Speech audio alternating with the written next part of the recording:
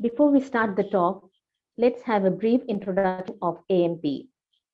AMP is a non-profit organization started in the year 2007, registered in India, USA, UK, and Australia.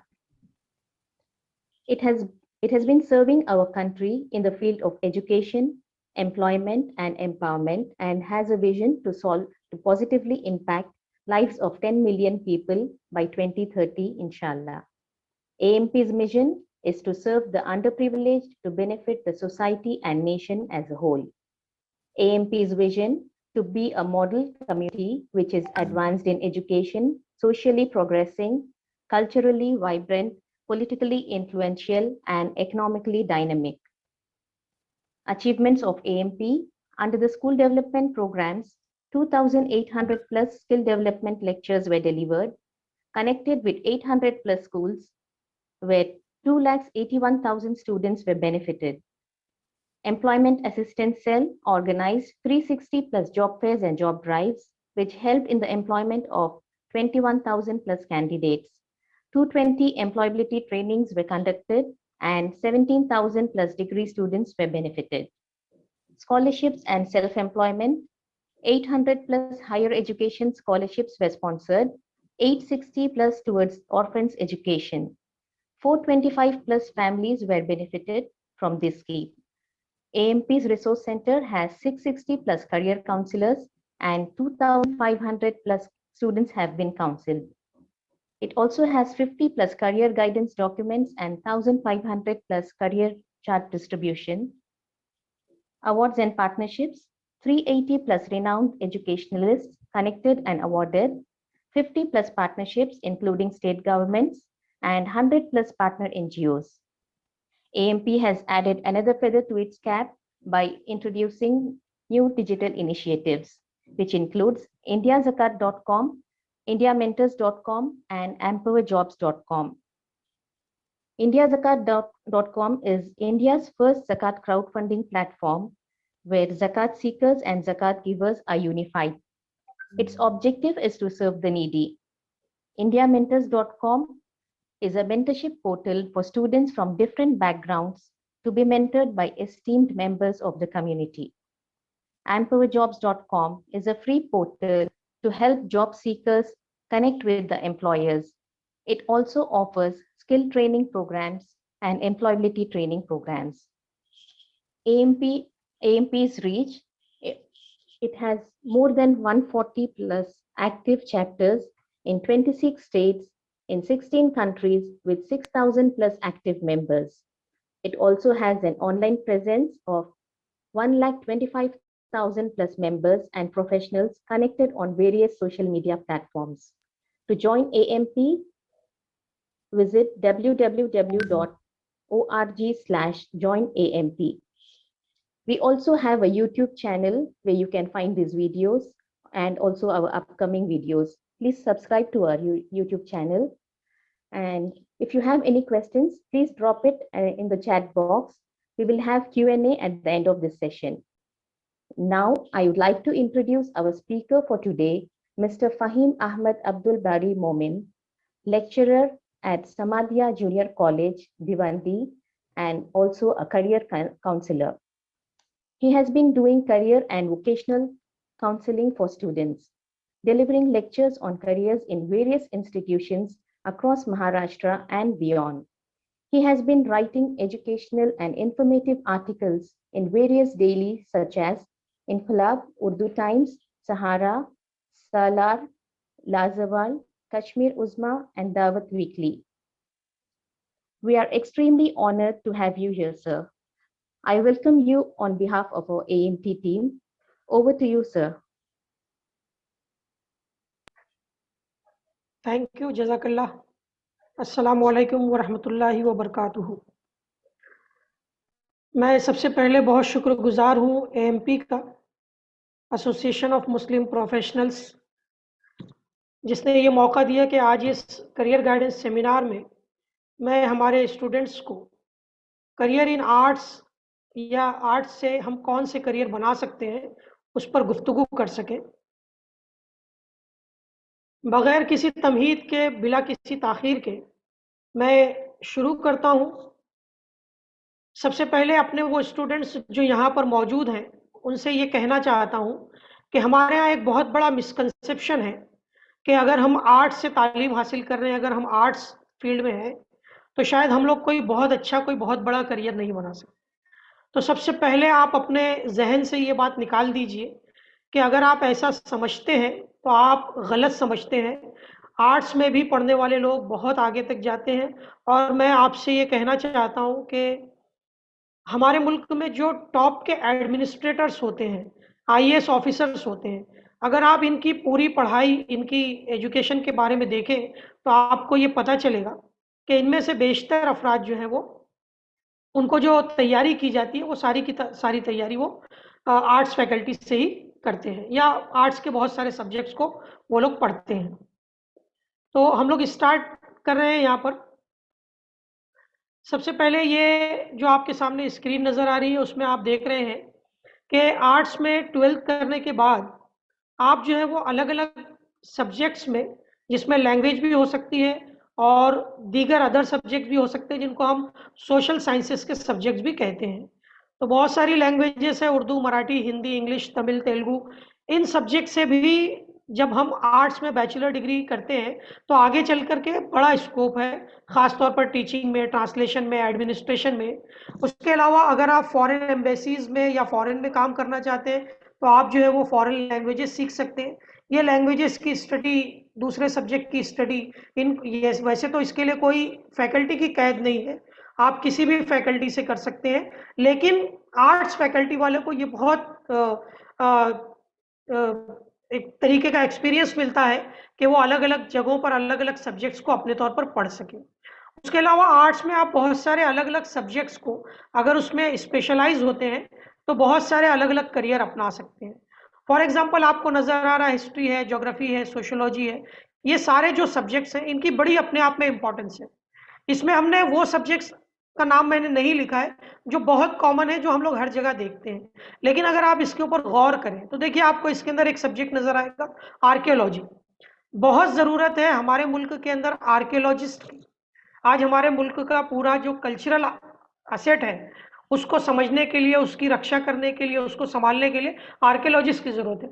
और government का जो department है archaeological survey of India, वहाँ पर बड़ी demand है। मैंने सबसे पहले इसका ज़िक्र इसलिए किया कि गुज़िश्ता दिनों जब मेरी बात हो रही थी, तो वहाँ के एक एक्सपर्ट ने कहा कि इस फील्ड में हमको वो स्टूडेंट्स भी नहीं मिल रहे जिनको बेसिक नॉलेज है।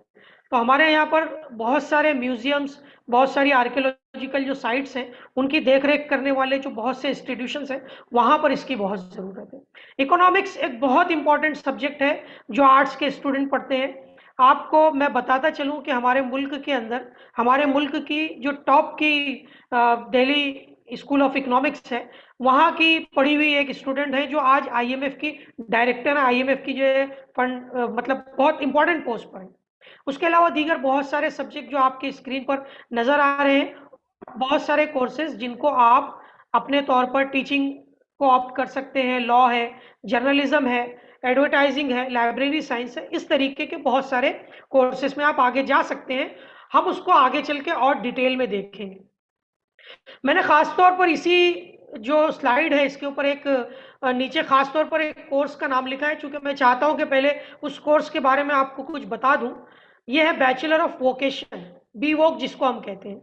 देखिए ये कोर्स हमारे मुल्क में अभी नया है, मतलब पिछले 4-5 वर्षों के अंदर हुकूमत ने इसको बाकायदा 12 के बाद किसी भी फैकल्टी का जो स्टूडेंट है वो इस कोर्स में जा सकता है। अब तक के किसी भी एक्सपर्टीज़ को सीखने के लिए, किसी भी हुनर को सीखने के लिए, या जो हम आईटीआई वगैरह के ट्रेड्स सीखते थे, उसके लिए 8, 9, 10th या 11, 12 के बाद हम आईटीआई या दूसरे इसमें जाते थे।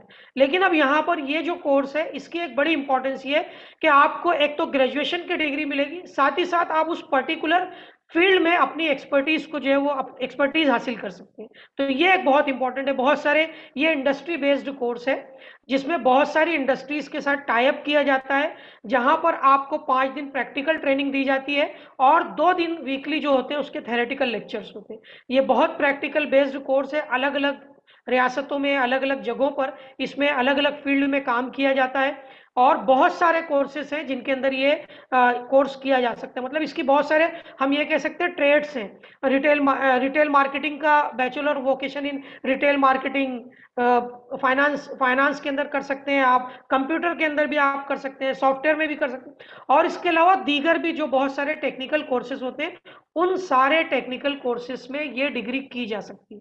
तो अगर आप जो है वो आगे चल करके कोई ऐसा कोर्स नहीं करना चाहते जिसमें थ्योरेटिकल स्टडी बहुत ज्यादा है, बल्कि आप प्रैक्टिकल को फोकस करना चाहते हैं, तो दिस इज फॉर यू।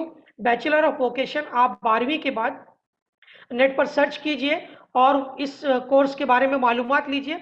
आपको बहुत सारी अलग अलग यूनिवर्सिटीज से रिलेटेड इसमें कई एक कोर्सेस आपको मिलेंगे। तो ये एक बहुत इंपॉर्टेंट कोर्स है जिसमें हमारे स्टूडेंट्स को जाना चाहिए। हम आते हैं अपनी नेक्स्ट स्लाइड पर।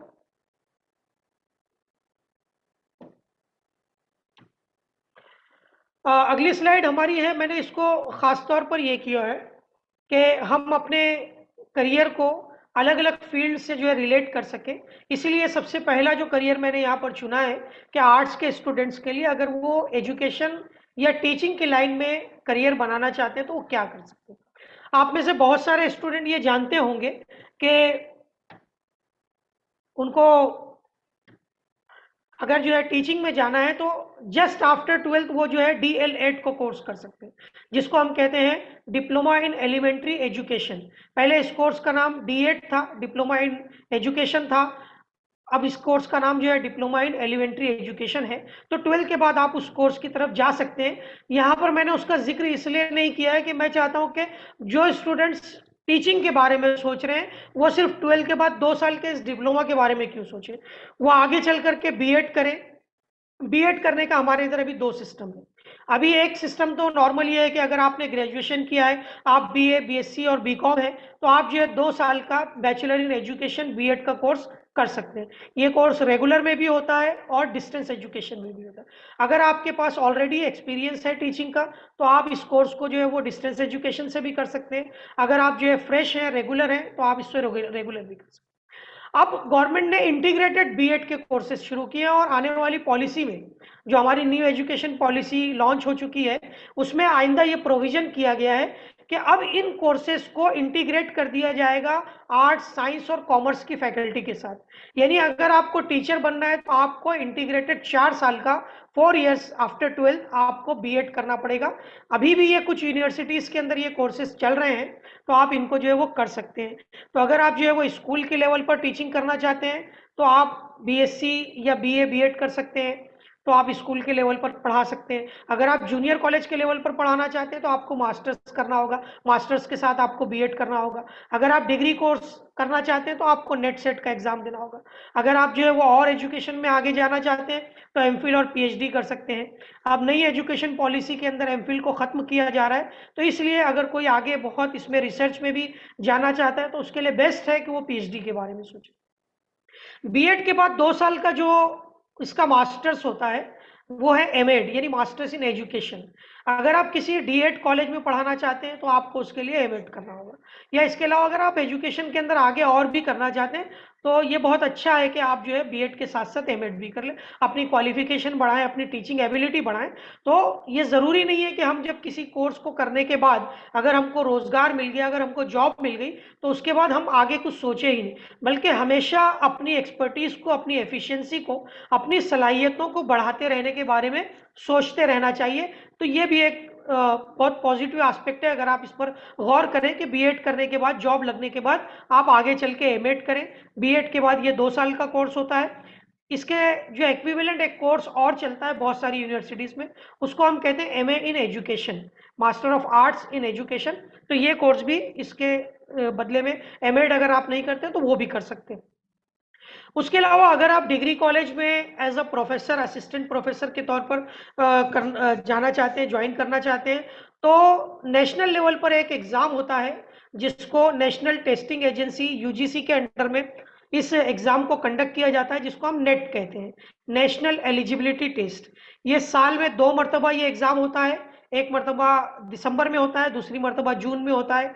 आमतौर पर इसका रजिस्ट्रेशन करना होता है, आपको सेल्फ स्टडी करनी पड़ती है। अब ये एग्ज़ाम जो है वो टोटल ऑनलाइन हो चुका है। इस एग्ज़ाम का जो पेपर होता है वो पूरा ऑब्जेक्टिव बेस्ड होता है। First paper and second paper दोनों कंबाइंड पेपर होता है। फर्स्ट पेपर जो होता है वो टीचिंग एप्टीट्यूड का होता है, और सेकंड पेपर जो होता है वो आपके सब्जेक्ट के नॉलेज को चेक करने के लिए होता है। तो इस तरीके से आप नेट और सेट के एग्जाम में अपीयर हो सकते हैं। नेट करने के बाद आप नेशनल लेवल पर किसी भी डिग्री कॉलेज के अंदर you are eligible to apply for professorship. और सेट जिस स्टेट से, अगर आपने महाराष्ट्र स्टेट में सेट का एग्जाम दिया है तो इसका मतलब आप महाराष्ट्र स्टेट की यूनिवर्सिटीज में एज अ प्रोफेसर के तौर पर काम कर सकते हैं। उसको हम स्टेट एलिजिबिलिटी टेस्ट कहते हैं। तो महाराष्ट्र में ये एग्जाम पुणे यूनिवर्सिटी के अंडर में लिया जाता है। तो आपको इसकी डिटेल जो है वो पुणे यूनिवर्सिटी की वेबसाइट पर, जो यूनी पुणे करके है, उसके ऊपर आपको मिल जाएगी। उसकी डिटेल, उसका सिलेबस, कौन कौन से सब्जेक्ट में ये एग्जाम दिए जा सकते हैं, आप उनकी तमाम मालूमात, उनको फॉर्म भरने का तरीका, वो सारी चीजें देख सकते हैं। एमफिल के बारे में मैंने आपसे कहा कि पोस्ट ग्रेजुएशन के बाद पुराने मतलब अभी भी एमफिल है, चल रहा है कुछ जगहों पर, लेकिन आइंदा नेक्स्ट एजुकेशन पॉलिसी में एमफिल को खत्म किया जा रहा है। उसकी वजह यह है कि एमफिल करने के बजाय स्टूडेंट्स के लिए बेहतर यह है कि वो पीएचडी करें और आगे रिसर्च वर्क में जाएं। तो हो सकता है इसके लिए गवर्नमेंट ने इसको किया है। तो बहरहाल आप पीएचडी, एमफिल के बजाय आप पीएचडी पर ज़्यादा फोकस करें। बहुत सारी यूनिवर्सिटीज़ के अंदर पीएचडी करने के लिए, अगर आपने नेट कामयाब कर लिया है तो आपको पीएचडी का इंट्रेंस टेस्ट देने की ज़रूरत नहीं है। अगर आपने नेट का इम्तिहान नहीं कामयाब किया तो आपको पीएचडी का इंट्रेंस टेस्ट देना होगा। उसके बाद अगर आप उनकी मेरिट लिस्ट में आते हैं तो फिर आप जो है उनके पीएचडी को ज्वाइन कर सकते हैं। उसमें आपको शुरू में कुछ कोर्स वर्क मुकम्मल करना पड़ता है, मिनिमम 2.5 साल कम से कम उसके ऊपर, उस पर्टिकुलर सब्जेक्ट के ऊपर आपको रिसर्च करनी पड़ती है, अपना थेसिस जमा करना पड़ता है। और आप मतलब आप में से बहुत सारे लोग जानते होंगे कि आप इस तरीके से जो है वो आपको डॉक्टर ऑफ फिलोसफी की डिग्री मिलती है। तो ये पूरा टीचिंग का सिनेरियो है जो हमारे मुल्क में इस तरीके से ये चीज़ें, टीचिंग में हम इस तरीके से करियर बना सकते हैं। वैसे इसके अलावा भाई ईसीसीडी के कोर्स होते हैं, अर्ली चाइल्ड केयर जो एजुकेशन के कोर्सेज होते हैं। इन कोर्सेज के ज़रिए आप जो है नर्सरी और प्ले ग्रुप वगैरह के अंदर भी जो है टीचिंग या वहाँ पर एज ए इंस्ट्रक्टर के तौर पर काम कर सकते हैं। तो वो भी आप कर सकते हैं। लेकिन ये मेन कोर्सेज है जिनमें हम टीचिंग के कोर्सेज, टीचिंग में अपना करियर बना सकते हैं इन कोर्सेज को करने के बाद। एक बहुत इंपॉर्टेंट फील्ड है होम साइंस की। वैसे तो होम साइंस सिर्फ जो है वो आर्ट्स के स्टूडेंट्स के लिए या साइंस और कॉमर्स के स्टूडेंट्स के लिए नहीं है, बल्कि होम साइंस के कोर्सेज जो है बीए इन होम साइंस और बीएससी इन होम साइंस, ये इस तरीके के कोर्सेज बहुत सारी अलग अलग यूनिवर्सिटीज में चलते हैं। इसमें बहुत सी अलग अलग फील्ड्स हैं। आप ब्यूटिशियन का कोर्स कर सकते हैं, आप डाइटिशियन बन सकते हैं, आप कैटरिंग टेक्नोलॉजी कर सकते हैं, आप डेकोरेशन कर सकते हैं, आप इंटीरियर डिजाइनिंग में जा सकते हैं। बहुत सारी वास्ट फील्ड है इसके अंदर जिसके अंदर आप इसमें कर सकते हैं। क्योंकि बहुत सारी गर्ल्स ऐसी होती हैं हमारे यहाँ जो 12 के बाद ये उनके जहन में ये होता है कि हम कुछ इस तरीके के कोर्सेज करें जिसके ज़रिए हम बआसानी मतलब कुछ काम भी आसानी से मिल जाए और हमारी डिग्री भी मुकम्मल है। तो उनके लिए ये एक बेस्ट कोर्सेज है। मैं दो एक एग्जांपल दे करके अपनी बात आपसे आगे बढ़ाऊंगा। देखिए, इसमें कुछ कोर्सेज ऐसे जिनसे आपका रोजमर्रा पाला पड़ता है। जैसे आपको ब्यूटिशियन के पास, मतलब खासतौर पर मैं गर्ल्स की बात कर रहा हूँ, कि ब्यूटिशियन के पास आप जाते हैं, आप देखते हैं बहुत सारे लोग हैं जो इस तरीके का काम करते हैं, उन्होंने कहीं से सीखा है और अपने तौर पर काम करते हैं। आपको मैं ये आपसे अगर मैं पूछूं, चूंकि यहाँ पर जवाब इंटरेक्टिव नहीं है, लेकिन मैं फिर भी आपके जहन में ये सवाल जब आएगा तो आपके नाम जरूर आएगा। आपको पता है कि इंडिया के अंदर टॉप मोस्ट ब्यूटिशियंस जो प्रोडक्ट हैं वो किन की जो है सबसे ज्यादा इस्तेमाल की जाती है, या जिनको एज अ ब्रांड एम्बेसडर के तौर पर जाना जाता है, शहनाज हुसैन को। तो आप देखें कि कितना बड़ा ब्रांड है वो फैशन इंडस्ट्री का या ब्यूटिशियन की फील्ड का। इसी तरीके से डाइटिशियन है, आप डाइटिशियन की के कोर्सेज कीजिए इसके अंदर, और आप जो है वो आजकल तो बहुत ज़रूरत है डाइटिशियंस की, ड्रेस डिजाइनिंग का। ये वो फील्ड्स हैं, ये वो चीज़ें हैं जिनके अंदर हमारे यहाँ ख़ास तौर पर गर्ल्स को बहुत इब्तदाई उम्र से मतलब बहुत प्राइमरी है, जिससे उनको इनकी बहुत नॉलेज भी होती है और इंटरेस्ट भी होता है। लेकिन हम चूंकि मालूमात नहीं रखते हैं, इसलिए बहुत सारी चीजें जो है वो हम इसके अंदर जा नहीं सकते। वरना इनका दो बेनिफिट बहुत है। अगर आप ऐसे कोर्सेज करने के बाद चाहें तो अपना खुद का भी रोजगार शुरू कर सकते हैं, सेल्फ एम्प्लॉयमेंट भी कर सकते हैं। बहुत मामूली कैपिटल के साथ, बहुत मामूली इन्वेस्टमेंट के साथ आप एक अच्छे ब्यूटिशियन बन सकते हैं। डाइटिशियन के लिए आप जो है वो, अगर आपने डाइटिशियन का कोर्स किया है, तो आप जो है वो हॉस्पिटल्स के अंदर या जो गैस्ट्रोलॉजिस्ट वगैरह या इस तरीके के जो डॉक्टर्स होते हैं, उनके क्लिनिक में एज असिस्टेंट के तौर पर आप काम कर सकते हैं। बड़े हॉस्पिटल्स में बड़ी डिमांड है। फैशन डिजाइनिंग, इसके बारे में बताने की जरूरत नहीं है मुझको। ड्रेस डिजाइनर्स आप खुद बहुत अच्छे तरीके से जानते हैं। इंटीरियर डेकोरेशन बहुत इंपॉर्टेंट है। डाइटिशियन से ही मिलता जुलता न्यूट्रिशनिस्ट है। आप देखिए इन सारी चीजों के बारे में। कैटरिंग टेक्नोलॉजी, आज की डेट के अंदर कैटरिंग इतना बड़ा बिजनेस है कि किसी भी इवेंट को, किसी भी जगह, शादी ब्याह हो, कोई प्रोग्राम हो, कोई कॉर्पोरेट का हो, कैटरिंग की बड़ी इंपॉर्टेंस है। और इसके अंदर जो है वो अभी बहुत लोगों, बहुत स्कोप है। तो बहुत सारे लोग जो इसके अंदर आ सकते हैं। इसके क्या, इसके मैनेजिंग स्किल्स क्या है, क्या स्किल्स हमको आनी चाहिए, कॉर्पोरेट के अंदर जाने पर या कोई फंक्शन को अरेंज करने पर क्या क्या चीजें इंपॉर्टेंट होती है, ये सारी चीजों को इसमें सिखाया जाता है। तो हमारे स्टूडेंट्स जो है वो ये होम साइंस के जरिए इन तमाम कोर्सेज में जा सकते हैं। ये एक बहुत इंपॉर्टेंट कोर्स है, बीए इन होम साइंस या बीएससी इन होम साइंस। मेरा ख्याल है कॉमर्स के स्टूडेंट भी इसमें जा सकते हैं, क्योंकि अगर वो 12 कॉमर्स से करते हैं तो भी जा सकते हैं। लेकिन खास तौर पर, आमतौर से जो यूनिवर्सिटीज के अंदर या कॉलेजेस में जो कोर्सेज चलते हैं, उनको बीए इन होम साइंस या बीएससी इन होम साइंस कहा जाता है। बॉम्बे में एक बहुत बड़ी यूनिवर्सिटी है एसएनडीटी, उसके खास तौर पर कोर्सेज चलते हैं। इस तरीके और भी बहुत सारे हैं। तो आप उनकी मजीद मालूमात इंटरनेट से हासिल कर सकते हैं। बहुत इंपॉर्टेंट कोर्स है ये, खासतौर पर गर्ल्स के लिए। लेकिन ऐसा नहीं है कि इसको बॉयज नहीं कर सकते हैं, इसको बॉयज भी कर सकते हैं। उनके लिए भी एक अच्छा करियर ऑप्शन है। एक बहुत इंपॉर्टेंट करियर आपके देखिए स्क्रीन पर नजर आ रहा है, जो है लॉ।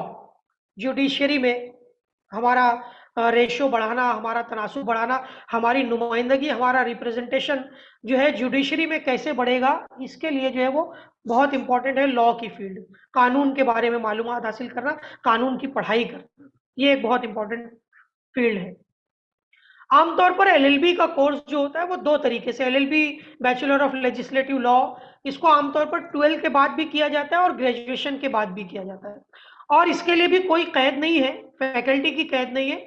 आप आर्ट्स, साइंस, कॉमर्स किसी भी फैकल्टी से हो तो आप इस कोर्स में जा सकते हैं। अगर आपको एलएलबी 12 के बाद करना है तो उसके लिए आप 5 साल एलएलबी कर सकते हैं। 5 साल पर मुश्तमिल ये कोर्स होता है और उसके लिए आपको एंट्रेंस एग्जाम देना पड़ता है।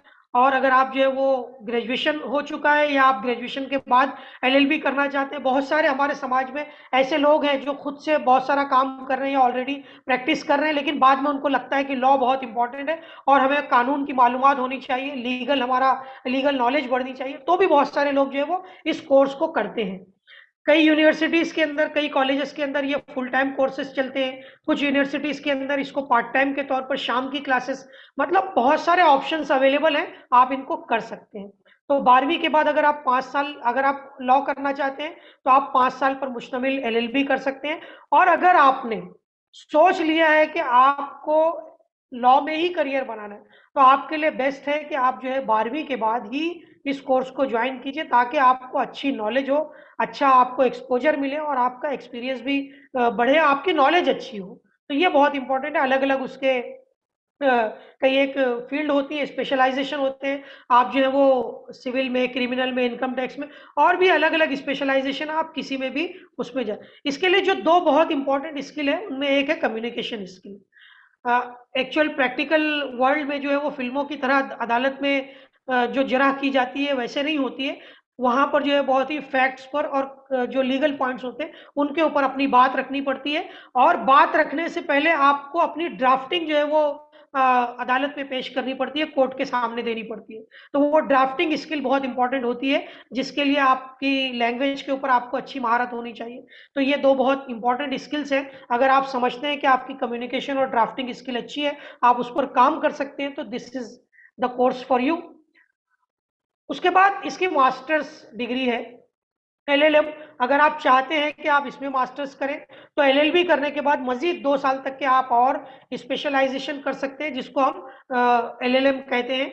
और इसके अलावा एलएलएम करने के बाद हमारे रियासत के अंदर जो है, जो सिविल कोर्ट्स होते हैं, सेशन कोर्ट्स होते हैं, यहाँ पर जो जजेस का अपॉइंटमेंट होता है, इनके अपॉइंटमेंट का बाकायदा एक एग्जाम होता है जिसको हम जेएमएफसी कहते हैं, judicial magistrate first class exam. ये एमपीएससी के थ्रू होता है। आप अगर एलएलएम या एलएलबी है और एलएलबी के बाद अगर आपको 2 या 3 साल का एक्सपीरियंस है, तो ऐसी सूरत में आप इस एग्जाम के अंदर अपीयर हो सकते हैं, एग्जाम अपीयर कर सकते हैं, और फिर उसके बाद जो जजेस के लिए आप अगर आप इसमें कामयाब होते हैं तो आप हैसियत जज भी काम कर सकते हैं। अब मैं इसी कोर्स के बारे में 2 बहुत इंपॉर्टेंट चीजें आपको बता रहा हूँ, खासतौर पर जो आप नीचे देख रहे हैं क्लैट यानी CLAT, साइड में भी जो बॉक्स बना हुआ उसमें भी लिखा हुआ है CLAT, common law aptitude test. देखिए ये बहुत इंपॉर्टेंट, हमारे मुल्क में एलएलबी करने का या लॉ के प्रोफेशन में जाने के लिए 2 तरीका है। एक तो ये है कि आप जो है वो मुल्क की नेशनल यूनिवर्सिटीज के अंदर दाखिला लें, नेशनल यूनिवर्सिटीज के अंदर एडमिशन लें। हमारे मुल्क के अंदर टोटल 22 नेशनल लॉ यूनिवर्सिटीज है, जो पूरे मुल्क में बहुत सारी जगहों पर है। महाराष्ट्र के अंदर औरंगाबाद, मुंबई, पुणे और नागपुर, ये 4 जगहों पर जो है वो नेशनल लॉ यूनिवर्सिटीज हैं। इन तो टोटल पूरे मुल्क की 22 यूनिवर्सिटीज के अंदर एडमिशन लेने के लिए दिल्ली के जो national law university of Delhi, उसको छोड़कर बाकी तमाम जो नेशनल लॉ यूनिवर्सिटीज है, उसमें आपको एडमिशन लेने के लिए ये एग्जाम देना पड़ता है, जिसको हम कहते हैं CLAT, CLAT, common law aptitude test.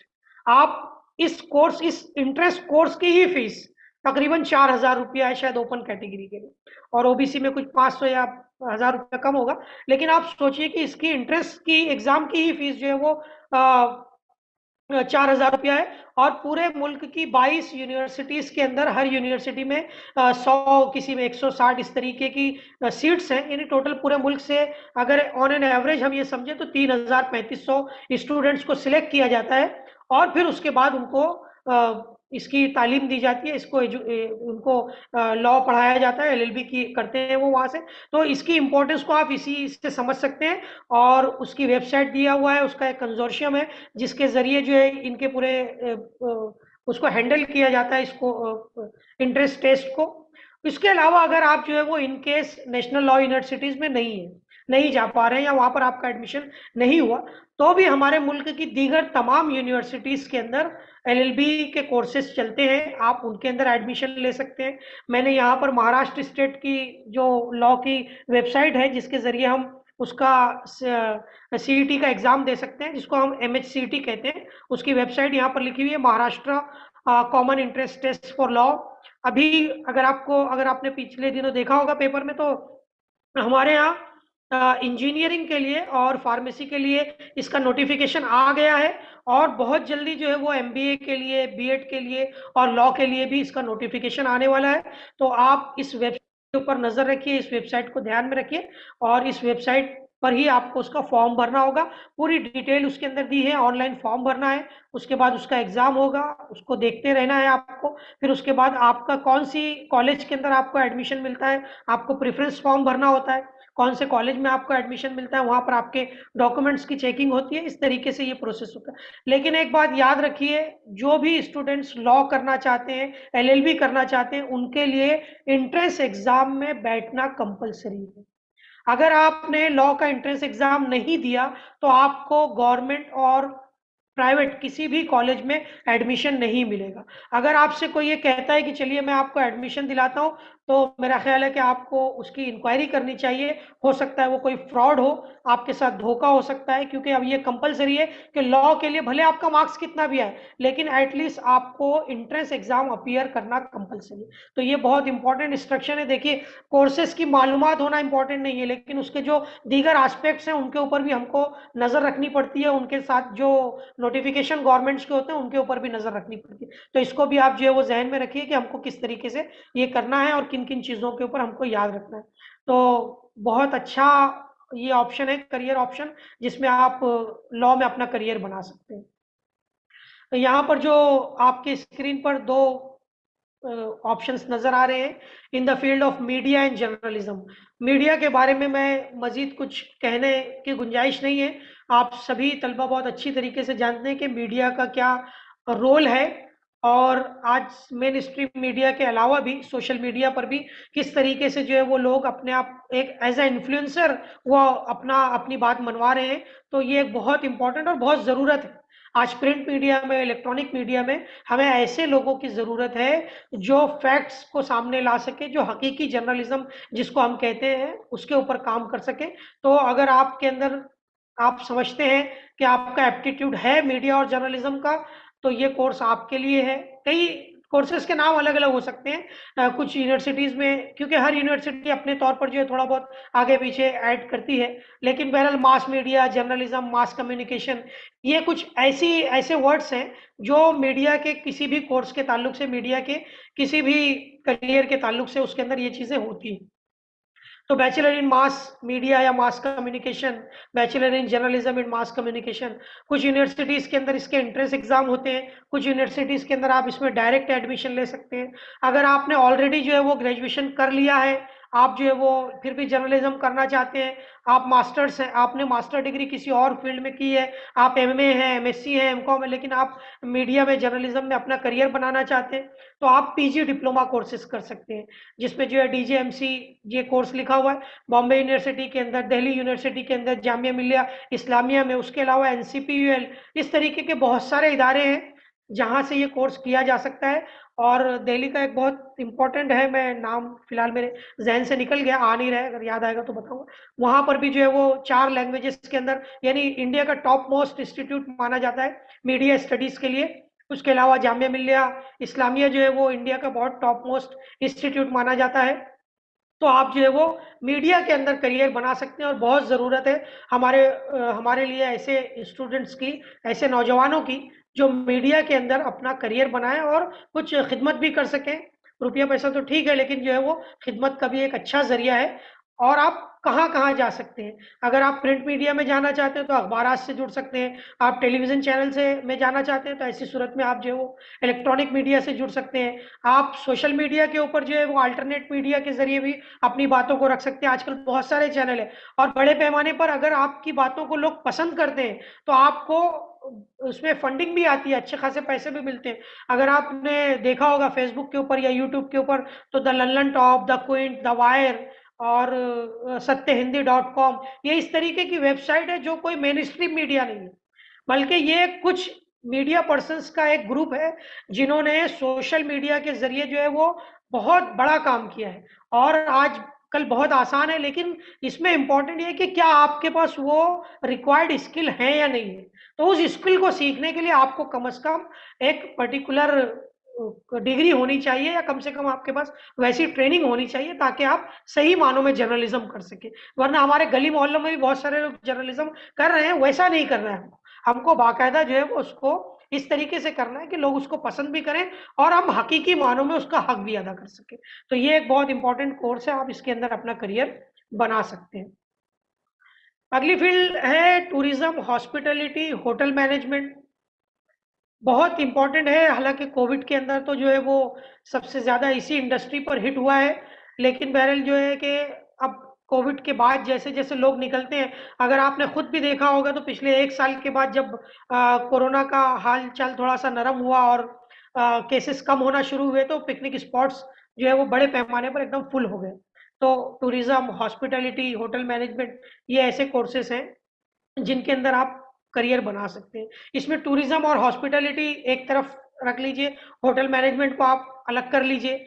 इन दोनों कोर्सेज के लिए आप 12th के बाद बैचलर डिग्री कर सकते हैं। उसके एंट्रेंस एग्जाम होते हैं। बहुत सारी अच्छी कॉलेजेस, बहुत सारी अच्छी यूनिवर्सिटीज हैं। हैदराबाद के अंदर होटल मैनेजमेंट का टॉप मोस्ट कॉलेज है, दिल्ली के अंदर है, बॉम्बे के अंदर होटल मैनेजमेंट का कॉलेज ऑफ होटल मैनेजमेंट है। तो इस तरीके के कई एक बहुत सारे अच्छे कॉलेजेस हैं जिनके अंदर आप जो है वो इसमें करियर बना सकते हैं। और होटल मैनेजमेंट, टूरिज्म के अंदर आमतौर पर हमारे बहुत सारे लोग ये समझते हैं कि शायद मतलब चूंकि हम लोग करियर गाइडेंस करते हैं, तो बहुत सारे लोगों को या बहुत से पेरेंट्स आते हैं तो वो हमसे ये कहते हैं कि सर वो तो होटल में जा करके वेटर बनना पड़ेगा और ये करना पड़ेगा और वो करना पड़ेगा, या जो है लोगों को शराब सर्व करनी पड़ेगी वगैरह वगैरह। तो अपना मिसकंसेप्शन दूर कर लीजिए, ये एक बहुत वास्ट फील्ड है, इसके अंदर बहुत सारे काम है। हॉस्पिटैलिटी या होटल मैनेजमेंट का काम सिर्फ जो है वो वेटर बनना है ऐसा नहीं है, उसमें और भी बहुत सारी चीज़ें होती हैं।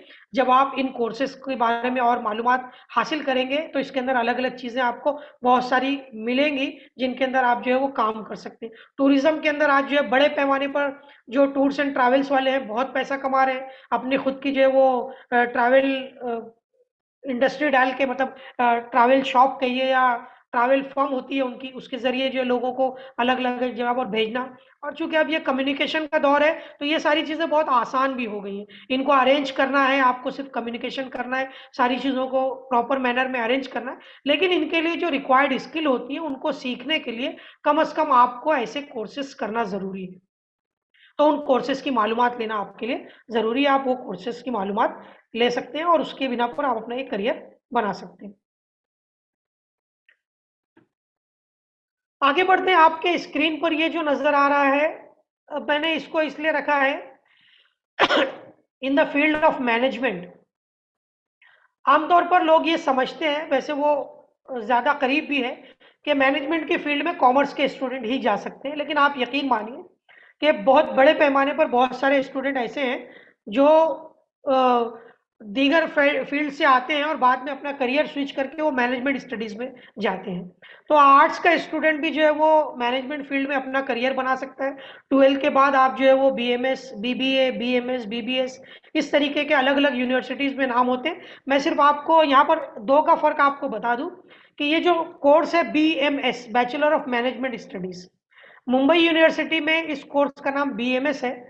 बाकी इंडिया के अंदर जितनी भी यूनिवर्सिटीज़ है, इस कोर्स को या तो बैचलर ऑफ बिजनेस स्टडीज़ कहा जाता है, बैचलर ऑफ मैनेजमेंट स्टडीज़ कहा जाता है, बैचलर ऑफ बिजनेस मैनेजमेंट कहा जाता है, या कहीं-कहीं बैचलर ऑफ बिजनेस एडमिनिस्ट्रेशन कहा जाता है। तो ये 12वीं के बाद 3 साल का कोर्स होता है, ग्रेजुएशन होता है, बैचलर डिग्री है। और इसी के बाद बैचलर डिग्री के बाद हम इसको मज़ीद 2 साल मास्टर्स में जा सकते हैं, जिसको हम कहते हैं आफ्टर ग्रेजुएशन हम मास्टर्स डिग्री कर सकते हैं। तो जिसको हम एमबीए कहते हैं या एमएमएस कहते हैं। तो मुंबई यूनिवर्सिटी में जो कोर्स होता है उसको हम एमएमएस कहते हैं, मास्टर ऑफ मैनेजमेंट स्टडीज़। ये फाइनेंस में, मार्केटिंग में, आईटी में, एचआर में और भी बहुत सारे नए-नए हैं। आजकल फार्मा में एमबीए किया जाता है। तो नए-नए कोर्सेज़ आते हैं, नई-नई चीज़ों में, इवेंट मैनेजमेंट, बहुत सारे नए-नए कोर्सेज़ आ रहे हैं। इम्पोर्टेंट चीज़ ये है कि आपके पास नॉलेज कितनी है, आपके पास इन्फॉर्मेशन कितनी है।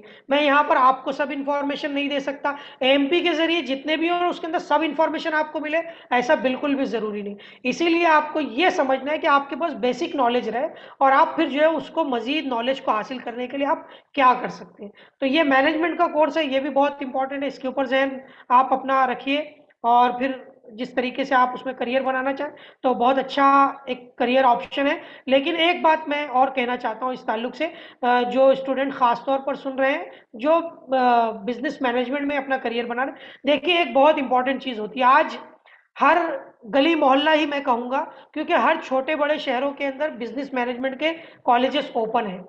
लेकिन आपको ये देखना पड़ेगा कि उनकी अपनी अफ़ादियत, उनकी यूटिलिटी कितनी है, उनकी अपनी इम्पोर्टेंस कितनी है। ज़ाहिर-सी बात ये है कि मेरे अपने शहर के अंदर जो मैनेजमेंट इंस्टीट्यूट खुला हुआ है, उसको अगर मैं किसी दूसरे शहर के मैनेजमेंट इंस्टीट्यूट से कंपेयर करता हूँ, तो मुझको एक फ़र्क वाज़ेह नज़र आता है। तो जब भी आप जो है वो ये कोर्सेज़ करने के लिए जाते हैं, तो ऐसा याद रखिए कि आप के पास 2 चीज़ों के ऊपर आपको बहुत इम्पोर्टेंस देना है। पहली चीज़ ये कि आपने जिस इंस्टीट्यूट के अंदर एडमिशन लेना है, वो इंस्टीट्यूट की रेपुटेशन कैसी है, उसका करिकुलम क्या है, उसके अंदर क्या, वो कितना पुराना है, फैकल्टी क्या है, और उसकी मतलब लोग उससे पढ़ के बनते हैं कि नहीं बनते हैं कुछ। तो उसके लिए आपको करना क्या पड़ेगा कि इनके जो एंट्रेंस एग्ज़ाम होते हैं, अभी एमएससीईटी का भी एमबीए का एंट्रेंस एग्जाम हो जाएगा। तो आपको एंट्रेंस एग्जाम के अंदर अच्छे मार्क्स लाने हैं, उसके लिए आपको तैयारी अच्छी करनी है, ताकि आपका 2 फायदा उसमें होगा। एक फायदा ये होगा कि उसकी वजह से आपके अच्छे एंट्रेंस में एग्जाम की वजह से आपकी फीस कम लगेगी। दूसरी चीज़ ये होगी कि आपको अच्छे इंस्टीट्यूट में दाखिला मिलेगा। अच्छे इंस्टीट्यूट में दाखिला मिलने का बेनिफिट ये होता है कि हमको वहाँ पर प्लेसमेंट अपॉर्चुनिटीज़ मिलती हैं, उसके अंदर हमको जो है वो अच्छी फैकल्टी मिलती है, हमको एक्सपोजर ज़्यादा मिलता है। तो ये सारी चीज़ें बहुत काउंट होती हैं। इनके ऊपर हमको गौर करना बहुत ज़रूरी है। इसके ऊपर आप बहुत, सिर्फ कोर्स कर लेना इंपॉर्टेंट नहीं है। कोर्स को अच्छे कॉलेज से, अच्छे इंफ्रास्ट्रक्चर वाले कॉलेज से, ऐसे कॉलेज से जो अपने आप में रेपुटेड हो, जिसका मार्केट में एक अच्छा नाम हो, जहाँ प्लेसमेंट की फैसिलिटी हो, जहाँ का प्लेसमेंट बहुत अच्छा हो, ऐसी इंस्टीट्यूट से करना बहुत इंपॉर्टेंट है। और मैं यहाँ पर आपको जिक्र करूँ कि ग्रेजुएशन के बाद आप एमबीए करने के लिए आप आईआईएम अहमदाबाद, हमारे मुल्क में कई एक आईआईएम, तो आप जो है वो कैट कॉमन एडमिशन टेस्ट जो होता है उसके जरिए जो है वो आईआईएम्स के अंदर भी एडमिशन ले सकते हैं, लेकिन उसके लिए आपको वैसी मेहनत करनी पड़ेगी और उसके बाद उसके अंदर आपको इंशाल्लाह एडमिशन अगर मिलता है तो आप अपने आप में बहुत कामयाब हो जाते हैं। तो आप इन चीज़ों को जहन में रखिए और फिर आहिस्ता आहिस्ता और भी मालूमात हासिल करने के बाद आगे आप अपना करियर बना सकते हैं।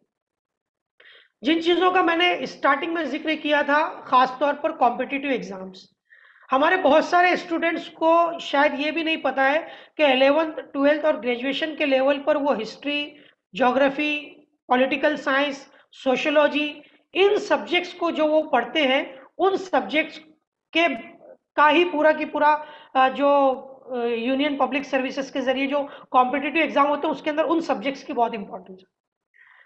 कॉम्पिटिटिव एग्जाम जो होता है इसके जरिए हमारे मुल्क के आईएएस ऑफिसर या आईपीएस ऑफिसर और इस तरीके की जो है वो टोटल 24 सर्विसेज होती हैं, जिनमें Indian administrative services, police services, foreign services, forest services, railway के अंदर और भी बहुत सारे, उनकी तफसील जो है वो यूपीएससी की वेबसाइट पर भी आपको मिल जाएगी और कॉम्पिटिटिव एग्जाम के सेमिनार को भी आप अटेंड कीजिए, उसके अंदर भी मिलेगी। मैं उसके बेसिक्स के ऊपर बात कर रहा हूँ। तो आप ग्रेजुएशन करने के बाद अगर आपको ऐसा लगता है कि आप जो है वो एज आईएएस या सिविल सर्विसेज के अंदर अपना करियर बनाना चाहते हैं, तो आपके लिए ये एक बहुत अच्छा है कि अगर आपने आर्ट्स से स्टडी की है तो आपके पास पहले से ही बहुत सारी नॉलेज ऑलरेडी है, सिर्फ अब आपको अपनी नॉलेज को और अपडेट करना है, एक पर्टिकुलर वे के अंदर उसकी तैयारी करनी है और अपने आप को वैसा बनाना है कि आप जो है बहुत अच्छे तरीके से उसके अंदर जाएं। बहुत सारे इदारे हैं जो इसकी तैयारी भी करवाते हैं, उसके ऊपर भी मैं अभी बात करूंगा थोड़ी मुख्तसर, लेकिन इनके बारे में थोड़ा सा एक और जो बात आपसे कहना चाहता हूँ कि हर यूनियन लेवल पर, मतलब पूरे मुल्क में जो एग्जाम होता है उसको कंडक्ट करने के लिए यूनियन पब्लिक सर्विस कमीशन है, जो पूरे ऑल इंडिया लेवल की सर्विसेज के एग्जाम कंडक्ट करता है, जिसमें आपका अगर आपका सिलेक्शन हो गया तो आपको पूरे इंडिया में कहीं पर भी सर्विस लग सकती है, दिल्ली में, बॉम्बे में, कहीं पर भी, पूरे ऑल ओवर इंडिया कहीं पर भी आप जा सकते हैं। उसके बाद दूसरा आता है स्टेट लेवल की सर्विसेज। हर स्टेट का अपना एक पब्लिक सर्विस कमीशन होता है। जैसे हम महाराष्ट्र स्टेट में रहते हैं तो महाराष्ट्र के जो स्टेट लेवल का कमीशन है उसको हम कहते हैं Maharashtra public service commission, MPSC. तो स्टेट लेवल के ऊपर जो एडमिनिस्ट्रेटिव काम होते हैं, जिसमें डिप्टी कमिश्नर का, तहसीलदार का और इस तरीके के जो ऑफिसर्स होते हैं, जो इनकम टैक्स डिपार्टमेंट में, एक्साइज डिपार्टमेंट के अंदर और रेलवे के अंदर जो मतलब स्टेट लेवल पर काम करते हैं, उन सारे लोगों का अपॉइंटमेंट जो होता है वो इसके जरिए होता है, स्टेट लेवल की सर्विसेज में, एडमिनिस्ट्रेशन में, इस एग्जाम के जरिए उनको किया जाए। उसके अलावा स्टाफ सिलेक्शन कमीशन में बहुत सारे डिपार्टमेंट में सिर्फ ऑफिसर की जरूरत तो होती नहीं है, उनके साथ दूसरे उनके सबऑर्डिनेट्स होते हैं, उनके जो है वो असिस्टेंट्स होते हैं, तो उन असिस्टेंट्स पर, उन कलर्स के लिए, अपॉइंटमेंट के लिए स्टाफ सिलेक्शन कमीशन के भी एग्जाम होते हैं, जिसको हम एसएससी कहते हैं। वो 12 के बाद भी होता है और ग्रेजुएशन के बाद भी होता है, लेकिन आप वो जो है वो जब सिविल सर्विसेज का गाइडेंस लेक्चर अटेंड करेंगे तो उसमें और क्लियर होगा। इसी तरीके से रेलवे के एग्जाम, बैंकिंग के एग्जाम, इन सारे एग्जाम्स का पैटर्न आमतौर पर एक होता है। यानी ये सारे एग्जाम्स जो होते हैं वो आमतौर पर, इनमें पहला एग्जाम होता है प्रिलिमिनरी इम्तिहान, दूसरा एग्जाम होता है फाइनल एग्जाम और उसके बाद इंटरव्यू का या डॉक्यूमेंटेशन का मरहला आता है। कुछ एग्जाम्स के अंदर इंटरव्यू होते हैं, कुछ में नहीं होते हैं, कुछ का लेवल कम होता है, कुछ का लेवल बढ़ा, लेकिन ऑलमोस्ट ये सारे एग्जाम्स जो होते हैं इनका तरीकेकार, इनकी मेथडोलॉजी जो होती है वो एक जैसी होती है। तो अगर आपके अंदर आगे बढ़ करके इस मुल्क की खिदमत करने का, मिल्लत की खिदमत करने का, कम्युनिटी की अपलिफ्टमेंट का जज्बा है, आप ऑफिसर बनना चाहते हैं, तो आप जो है वो इस कोर्सेस, ये एग्जाम्स दे सकते हैं। इन एग्जाम्स की खास बात ये है कि इसके अंदर आपका ग्रेजुएशन जो है वो कोई 80%, 90% होना जरूरी नहीं है, बल्कि आप 45%, 40% से भी पास हैं तो भी आप इस एग्जाम का फॉर्म भर सकते हैं। लेकिन उसके लिए स्टडी कैसी करनी है, स्टडी में क्या क्या पढ़ना है, उसके लिए बाकायदा आपको अच्छी मालूमात हासिल करनी पड़ेगी और अपने तौर पर जो है वो ऐसे सेमिनार अटेंड कीजिए जिसके अंदर इस पर बात होती है। तो यहाँ पर हमने सिर्फ उसका इंट्रोडक्टरी पार्ट रखा है ताकि हम जो है वो दीगर चीज़ों पर भी बात कर सकें, लेकिन ये इंपॉर्टेंट चीज़ें आप इनके अंदर जो है वो अपना करियर बना सकते हैं। और ये तो करियर ऐसा है कि जो एक ऑफिसर लेवल का करियर है, इसके ऊपर आप जो है गौर कर सकते हैं। और अगर ऐसे बहुत सारे स्टूडेंट्स आते हैं तो बहुत इंपॉर्टेंट चीज़ें हैं, आप इनके ऊपर गौर कीजिए। ये कुछ चीज़ें हैं, पिछले कुछ दिनों के अंदर हमारे मुल्क के अंदर बहुत सारे लोगों ने जो है वो इन इम्तिहानात को कामयाब किया है। आप इन इम्तिहानात की न्यूज़ देखते हुए अगर आप उर्दू पढ़ नहीं पा रहे हैं तो मैं थोड़ा सा उसमें बता दूं कि किस तरीके से, जैसे एक बच्ची ने यहाँ पर ये कहा है कि कॉम्पिटिटिव एग्जाम की तैयारी के लिए हमको हार्ड वर्क, कंसिस्टेंसी और कॉन्स्टेंटली एक जैसी पढ़ाई करना ज़रूरी है। उसके अलावा इसके अंदर अमीरी और गरीबी कोई इम्पोर्टेंस नहीं रखती है, आप मेहनत कीजिए। तो ये सारी चीज़ें हैं, आप मेहनत करेंगे तो यकीनन आपको फ़ायदा मिलेगा। अब उसके बाद चूंकि बात हो रही थी कॉम्पिटिटिव एग्जाम की, तो हमारे यहाँ बहुत सारे ऐसे इंस्टीट्यूशंस हैं जो इन एग्जाम्स की तैयारी कराने के लिए या हायर एजुकेशन के लिए हमको मदद प्रोवाइड करते हैं। यहाँ जो आपके स्क्रीन पर ये सब की सब नहीं है, लेकिन इसमें से बहुत सारे इंस्टीट्यूशंस हैं जो मदद करते हैं। उसके अलावा गवर्नमेंट की भी बहुत सारी स्कॉलरशिप्स होती हैं, जिनमें pre matric, post matric, merit cum means scholarship, और उसके अलावा भी बहुत सारे प्राइवेट इंस्टीट्यूट्स की भी स्कॉलरशिप होती है। खासतौर पर सिविल सर्विसेज के लिए हमारे मुल्क के अंदर, हमारे बम्बई शहर के अंदर हज कमेटी ऑफ इंडिया और उसके अलावा state institute of administrative career, वो बहुत बड़ा इंस्टीट्यूट है। दिल्ली के अंदर जामिया मिल्लिया इस्लामिया, जामिया हमदर्द है, ज़कात फाउंडेशन ऑफ इंडिया, ये सिविल सर्विसेज की तैयारी करा रहे हैं। मुमरा के अंदर यूनिवर्सल आईएएस एकेडमी है, पिछले दिन अंजुमन इस्लाम ने पिछले साल से शुरू किया है। तो ये मुंबई और अतराफ के रहने वाले अफराद के लिए भी काफ़ी सहूलतें हैं, और पूरे मुल्क के अंदर भी। उसके अलावा चेन्नई के अंदर, केरला में, बेंगलोर में भी कई बहुत सारे इदारे हैं जो सिविल सर्विसेज के लिए हमारे बच्चों को अडॉप्ट करते हैं, अपना इंट्रेंस एग्जाम लेते हैं, कुछ लिमिटेड बच्चों को अडॉप्ट करते हैं और उनको 3 साल, कहीं पर 3 साल की तैयारी होती है 12वीं के बाद, और उनको बीए के साथ साथ सिविल सर्विसेज की तैयारी की जाती है। कहीं पर जो है वो आपके ग्रेजुएशन के बाद आपकी तैयारी करवाई जाएगी। बहरहाल आपको इन सारी चीज़ों की मालूमात रखना है। अगर आप जो है वो, खैर इसमें रहमानी 30 का जिक्र आ गया, उसमें यहाँ पर सिर्फ मेडिकल और इंजीनियरिंग लिखा है, लेकिन उसमें लॉ की तैयारी के लिए भी होता है। अगर आप रहमानी 30 की वेबसाइट पर जाएं, तो अगर आप जो है वो लॉ में अपना करियर बनाना चाहते हैं तो आप उनके जरिए भी, उनके जरिए भी उसमें जा सकते हैं। यानी रहमानी 30 ने अगर आपको अडॉप्ट किया तो आपको पूरा उसकी तैयारी के लिए फाइनेंस और बाकी जो सहूलतें होती हैं वो सारी वो फराहम करेंगे।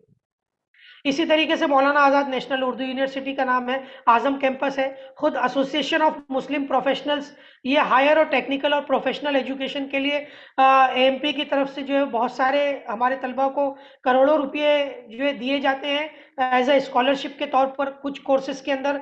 बल्कि वो मैनेजमेंट वगैरह के कोर्सेज की जो मैंने बात की, उसके अंदर तो पूरा की पूरा उसको फंड किया जाता है, फाइनेंस किया जाता है। उसके अलावा भी और बहुत सारे इदारे हमारे मुल्क में हैं जो इस तरीके की हमको तैयारी करवाते हैं, इस तरीके की चीज़ों को, इन सारी चीज़ों में हमारी मदद करते हैं। तो इनके बारे में और भी आप मालूमात ले सकते हैं, बहुत सारे इदारे हैं।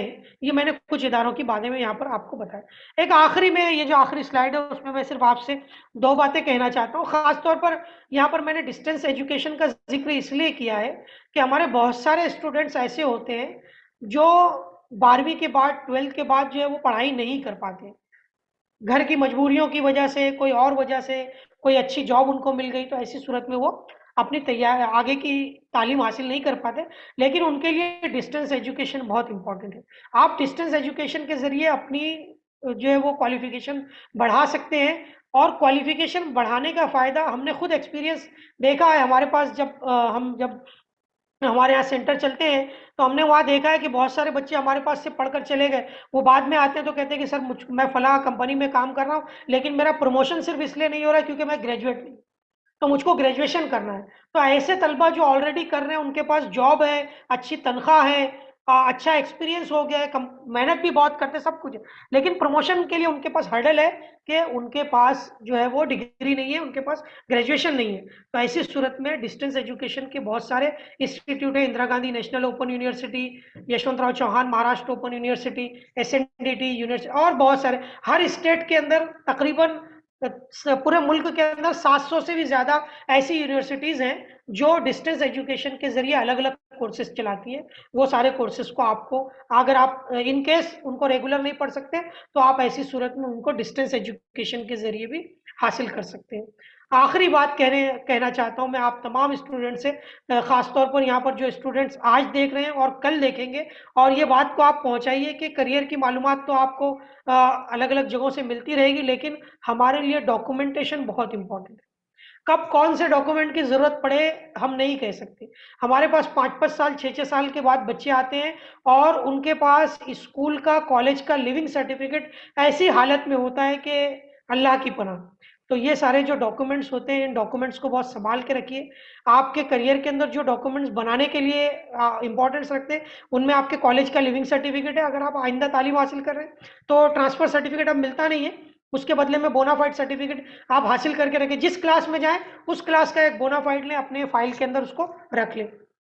अगर आप अदर बैकवर्ड क्लास से ताल्लुक रखते हैं, एससी एसटी से ताल्लुक रखते हैं, एनटी वीजे, तो उनके कोर्सेज उनके सर्टिफिकेट्स आप बना लें।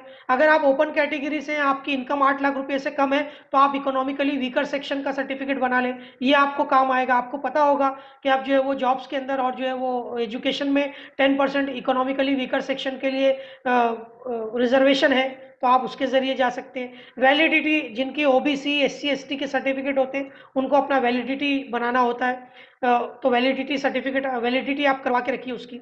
उसके अलावा इनकम सर्टिफिकेट, डोमिसाइल, नेशनलिटी, ये भी कुछ इंपॉर्टेंट डॉक्यूमेंट है। खास तौर पर जब आप किसी दूसरी स्टेट में या अपनी स्टेट के किसी अच्छे इंस्टीट्यूट में जाते हैं तो इनकी जरूरत पड़ती है। उसके अलावा अगर आपको आगे चल करके स्कॉलरशिप हासिल करनी है तो भी बहुत इंपॉर्टेंट है। खासतौर पर इनकम सर्टिफिकेट बहुत इंपॉर्टेंट है, और बैंक के अंदर आपका अकाउंट होना बहुत इंपॉर्टेंट है। तो बैंक पासबुक, आधार कार्ड, अगर वैसे तो सबका बना होता है, ज्यादातर अगर किसी का नहीं बना है तो वो जरूर बनाए उसको। और इन डॉक्यूमेंट्स के ऊपर एक खास, इसमें पैन कार्ड को भी जोड़ लीजिए।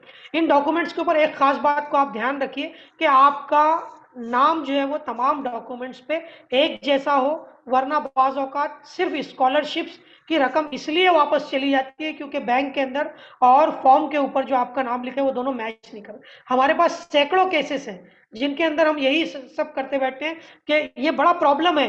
देखने को ये इंपॉर्टेंट डॉक्यूमेंट छोटी सी चीज नजर आती है, लेकिन ये बहुत इंपॉर्टेंट है। तो आप इन तमाम चीजों का ध्यान रखिए। मैं आखिर में AMP association of Muslim professionals मोहतरम आमिर इदरीसी साहब और उनकी तमाम टीम का बहुत शुक्रगुजार हूं कि आपने मुझको यहाँ पर मौका दिया और मैं कुछ बातें उनसे शेयर कर पाया। अगर इस ताल्लुक से कोई क्वेश्चन एंड आंसर हो जो मैं बता सकता हूँ तो जरूर इंशाल्लाह मेरी कोशिश रहेगी। बहुत बहुत शुक्रिया। Thank you. खुदा हाफिज। Thank you, sir. We move on to the question and answer session. The first question is, sir, do law consist any private or only government is everything for law? Like in the field of medical, there is different sector of government sector and private sector. बिल्कुल, I आप law hope you की got field it. में कर सकते। Yes yes yes yes, आप law की field में आप कॉर्पोरेट लॉयर के तौर पर काम कर सकते हैं। बहुत सारे स्टूडेंट्स को ये नहीं पता है कि वो लॉ करने के बाद या अगर वो अच्छे एडवोकेट बन गए तो उसका काम सिर्फ जो है वो अदालतों में या जो इनकम टैक्स की ऑफिस में इनकम टैक्स फाइल करना ही नहीं होता है, बल्कि आप जो है वो आजकल तो कॉर्पोरेट्स के अंदर बड़े पैमाने पर कॉर्पोरेट्स का एक लीगल सेक्शन होता है जिसके जरिए आप जो है वो कॉर्पोरेट्स के जो एग्रीमेंट्स होते हैं या उनके जो आपसी रिकंसिलेशंस वगैरह होते हैं उनको कर सकते हैं। तो कॉर्पोरेट लॉ एक बहुत इंपॉर्टेंट फील्ड है, उसके अंदर भी आप अपना करियर बना सकते हैं। तो मेरा ख्याल है कि कॉर्पोरेट लॉ है, इस तरीके से आप उसमें भी जा सकते हैं। तो गवर्नमेंट के अलावा प्राइवेट सेक्टर में भी उसकी अपॉर्चुनिटीज हैं, तो इसको भी ध्यान में रखिए। Okay. Next question. What are the benefits and criteria for studying integrated B.Ed in the 4 regional institutes recognized by the NCERT? जी, देखिए इसमें जो 4 इयर्स का इंटीग्रेटेड बीएड कोर्स है उसके लिए आपको एंट्रेंस एग्जाम उनका होता है, उसमें बैठना बहुत जरूरी है। जो उनका इंट्रेंस टेस्ट होता है उस इंट्रेंस टेस्ट के अंदर आपको अपीयर होना जरूरी है। आप इंट्रेंस टेस्ट में अपीयर हो जाइए। और उसके अलावा 12 के लेवल पर 45% या 50% का क्राइटेरिया है कि अगर आपके उससे ज्यादा मार्क्स हैं तो उसके बाद आप जो है वो इंट्रेंस टेस्ट में बैठिए और फॉर्म भरने के बाद आपका जिस कॉलेज में नंबर लगता है उस कॉलेज के अंदर आपको वो एडमिशन मिल जाता है, या एनसीईआरटी के जो डिपार्टमेंटल जो बीएड होते हैं उनके अंदर भी आप जा सकते हैं। Next question. I'm an arts graduate awaiting results. I'm planning to go for MBA in HR. So do I have a scope? Because people, when come to know I'm from arts, they ask, then why are you going for an MBA? नहीं, देखिए ये बात तो मैंने आपसे पहले भी कही, जो हमारे स्टूडेंट ये क्वेश्चन पूछ रहे हैं कि आर्ट्स में, लेकिन वो कर सकते हैं, क्योंकि एमबीए करने के लिए या मैनेजमेंट की फील्ड के लिए किसी फैकल्टी की कैद नहीं है। मतलब आप आर्ट्स से, साइंस से, कॉमर्स से, इसके लिए कोई लिमिटेशन नहीं है, आप जा सकते हैं। पहली चीज, आप भी आपने बीए कंप्लीट किया, उसके बाद एमबीए करने के लिए या एमएमएस करने के लिए आप जो है उसके एंट्रेंस एग्जाम में बैठिए, और आपको अगर अच्छे मार्क्स मिलते हैं। अब इसके एक्चुअली इसके अंदर दूसरी बात जो है वो ये है कि बेसिकली जो मैनेजमेंट स्टडीज है, it is related to commerce stream. इसमें ज्यादातर चीजें वो हैं जो कॉमर्स में स्टूडेंट्स पढ़ चुके होते हैं। तो कॉमर्स के स्टूडेंट्स के लिए ये ज्यादा आसान होता है, क्योंकि बहुत सारी स्टडीज जो उन्होंने अपने ग्रेजुएशन लेवल पर या 12th के लेवल पर बहुत सारे सब्जेक्ट्स पढ़े हैं, उनका बेसिक नॉलेज उनको है, उनका बेसिक आइडिया उनको है। और बल्कि अगर ग्रेजुएशन उन्होंने फाइनेंस से या जो है वो मार्केटिंग से, मार्केटिंग सब्जेक्ट उनका रहा हो, तो उनको उसके अंदर बहुत सारी नॉलेज ऑलरेडी होती है। तो उनके लिए ये आसान जरूर होता है, लेकिन ऐसा नहीं है कि कोई आर्ट्स ग्रेजुएट है तो वो नहीं कर सकता। आर्ट्स ग्रेजुएट भी उसको कर सकता है। बस ये है कि आपको थोड़े से एक्स्ट्रा एफर्ट्स लगाने पड़ेंगे, उन सब्जेक्ट को अच्छे से और स्टडी करनी पड़ेगी। और आपके लिए अच्छा ये है कि अगर आप जो है वो उससे रिलेटेड जो भी उसका कोर्स वेयर है, उसको अगर आप जो करिकुलम है अगर उसको आप पढ़ते हैं, या कोर्स की किताबें अगर उनको आप पढ़ते हैं, पहले से सेल्फ स्टडी भी करना शुरू करते हैं, तो आपको बेनिफिट मिलेगा। तो थोड़ी सी उसमें परेशानी आ सकती है, लेकिन आप नहीं कर सकते ऐसा बिल्कुल भी नहीं है। आप कर सकते हैं और अच्छे तरीके से करते हैं। हमारे साथ के कई लोग हैं जिन्होंने बीए किया और बाद में जो है वो अच्छे कॉलेज से उन्होंने एमबीए किया, क्योंकि उनका बेसिक एप्टीट्यूड मैनेजमेंट का था, लेकिन किसी वजह से वो कॉमर्स नहीं कर पाए, तो उन्होंने बाद में जो मेहनत की, लेकिन आज कामयाब है। तो बिल्कुल कर सकते हैं, कोई मसला नहीं है। आप आर्ट्स से भी मैनेजमेंट के कोर्सेज कर सकते हैं। Okay, next, I am a science student. मुझे मेडिकल के साथ साथ बहुत से कोर्स करने में दिलचस्पी है, इसलिए can you please tell me some courses which I can do with medical? Medical के साथ आपको जो कोर्सेज करना है वो मेडिकल से रिलेटेड कोर्सेज है या दीगर कोर्सेज है? तो एक चीज तो ये कि हो सकता है आप मेडिकल की फील्ड में है, तो शायद हो सकता है आप मेडिसिन पढ़ रहे हो, डॉक्टर बनने वाले हो, उससे रिलेटेड आप कुछ और करना चाहते हैं। ऐसे बहुत सारे डिप्लोमा कोर्सेज हैं, ऐसे बहुत सारे। आप जैसे फॉर एग्जांपल, मैं यहाँ सिर्फ एक एग्जांपल दे रहा हूँ। हमारे यहाँ एक डॉक्टर है, एमबीबीएस डॉक्टर है, अच्छी प्रैक्टिस चल रही है, सब कुछ अच्छा है, लेकिन उनको लिखने का शौक है, या आहिस्ता आहिस्ता उनके अंदर जो है ये हुआ कि मैं लिखना शुरू करूँ, तो उन्होंने लिखना शुरू कर दिया। उनके आर्टिकल जो मेडिकल से रिलेटेड भी होते हैं, बच्चों के लिए भी लिखते हैं, और जनरल भी जो है वो पॉलिटिकल उस पर लिखते हैं। तो एक्चुअली ये इंटरेस्ट की बात होती है, आपका इंटरेस्ट किस चीज में है, आप अपने अंदर कौन सा इंटरेस्ट डेवलप करते हैं, आप उसके अंदर बहुत सारे कोर्सेज कर सकते हैं। फॉर एग्जांपल, आप मेडिकल पढ़ते हुए आपको लगता है ना मीडिया भी एक अच्छी फील्ड है, मैं मीडिया में कुछ करूं, तो आप उसके लिए डिप्लोमा कोर्सेज कर लीजिए। आप अगर जो है फार्मा इंडस्ट्री से रिलेटेड है, अगर आप फार्मा में कुछ कर रहे हैं, आपको लगता है कि शायद इसमें मार्केटिंग की कुछ होगी, आप PG diploma in marketing management कर लीजिए। इस तरीके के कोर्सेज, रिटेल मैनेजमेंट के कोर्सेज है। आपको जो है कोडिंग के में मजा आता है, तो इस तरीके से ऑनलाइन के बहुत सारे कोडिंग के कोर्सेज है, वो आप कर सकते हैं। तो ये आप पर डिपेंड करता है कि एक्चुअली आपको करना क्या है। अब आप मेडिकल में अगर डॉक्टर बन रहे हैं तो ठीक है, वो तो आपकी एक फील्ड हो गई, आपका एक प्रोफेशन हो जाएगा। लेकिन अगर आपका इंटरेस्ट किसी और फील्ड की तरफ है, तो ऐसे बहुत सारे कोर्सेज हैं जो डिप्लोमा बेस्ड होते हैं, पीजी डिप्लोमा होते हैं, जिन सर्टिफिकेट कोर्सेज होते हैं, या इसके अलावा आप जो है वो मास्टर डिग्री और बैचलर डिग्री भी, अदर कोर्सेज बहुत सारे हमारे साथी होते हैं जो जिन्होंने पढ़ाई कर ली, अब अच्छा सब कुछ चल रहा है या बिजनेस अपना कर रहे हैं, तो अब जो है वो उनको लगा कि नहीं यार, मैं थोड़ा सा पॉलिटिकल साइंस पढ़ लूँ ताकि मैं उसके अंदर। तो इस तरीके की चीजें होती हैं, अलग अलग चीज में लोग जाते हैं। तो आपका इंटरेस्ट किस चीज में, आप उसमें बिल्कुल जा सकते हैं। ऐसे बहुत सारे कोर्सेज हैं, कुछ एक कोर्सेज का नाम मैंने ले लिया, इसके अलावा भी है, क्योंकि क्वेश्चन के अंदर ये वाजे नहीं है कि आप उससे रिलेटेड चाहते हैं या उससे हटकर। तो मैंने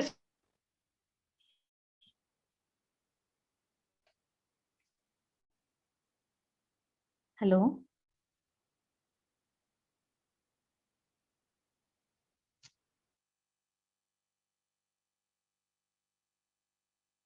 हेलो अच्छा सर। इंस्टीट्यूट का नाम भी बता रहा हूँ। उसके बाद वो जो शॉर्ट टर्म कोर्सेज हैं, 3 महीने के, 6 महीने के, साल भर के, वो करते हैं और उनसे उनको फायदा मिलता है। तो ये भी एक इम्पॉर्टेंट चीज है, आप इसके ऊपर गौर कर सकते हैं। Okay, next is commerce graduation के बाद काउंसलिंग साइकोलॉजी कर सकते हैं, और उसके लिए क्या कोर्सेज करने होंगे?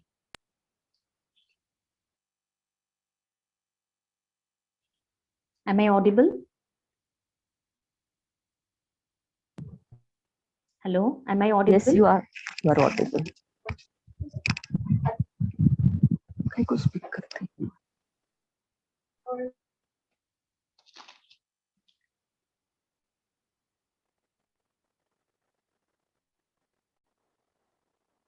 I can't hear the speaker.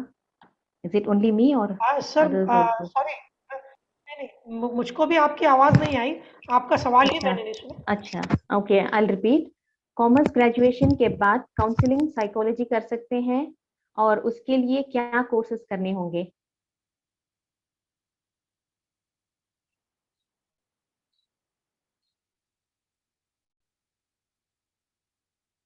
Hello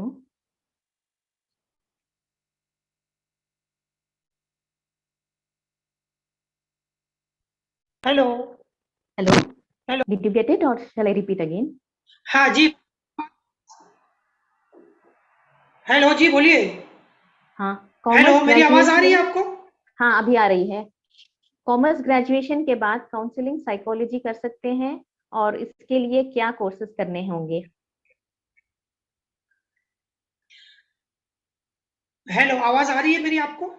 आपकी आवाज थोड़ा ब्रेक हो रही है। हेलो, हेलो, अच्छा अच्छा अच्छा, हाँ मुझको अभी असल मैं, में आपकी आवाज नहीं। अच्छा मैं फिर से रिपीट करती हूँ। रिपीट कीजिए। कॉमर्स ग्रेजुएशन के बाद काउंसलिंग साइकोलॉजी कर सकते हैं और उसके लिए क्या कोर्सेज करने होंगे?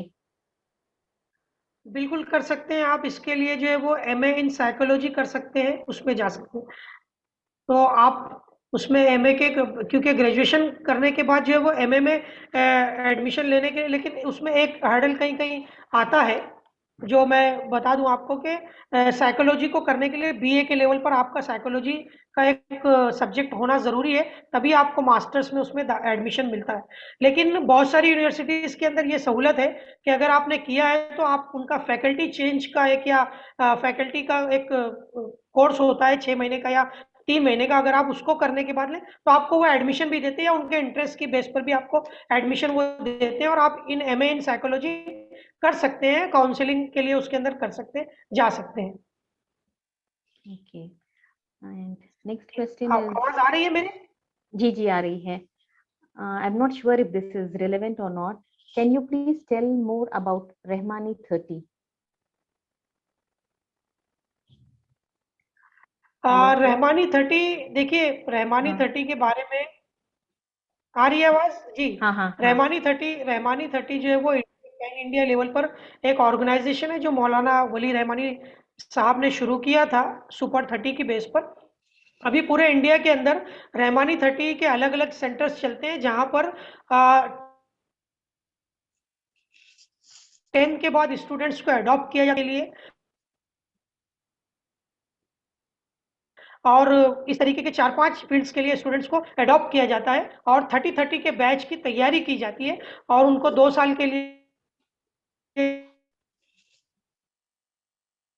जो है वहाँ पर तैयारी करवाई जाती है।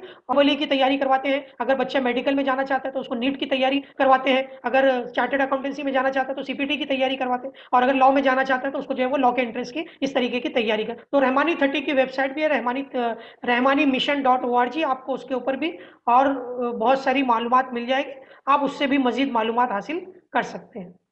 Okay. The next question is a long one. I'm a student of class 10.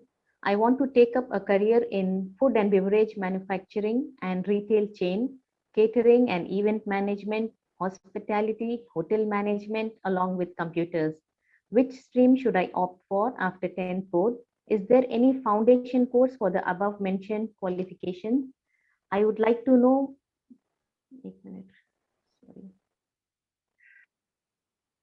I would like to know more about the इसका above जवाब मैं दे दूं, mentioned. वरना मैं, अच्छा हाँ हाँ। ठीक, मैं समझ गया, दीजिए। देखिए, आप अभी 10th के अंदर हैं, आप आगे चल कर के होटल, बेवरेजेस इंडस्ट्री और फूड और कैटरिंग इसमें जाना चाहते हैं, तो बिल्कुल आप जा सकते हैं। और उसके लिए वैसे कोई फैकल्टी की कैद नहीं है कि आप कौन सी फैकल्टी से जाते हैं, लेकिन ज़्यादा अच्छा ये होगा कि अगर आपका एप्टीट्यूड साइंस का हो, तो आपको कुछ चीज़ों में सहूलत हो सकती है आगे चल के।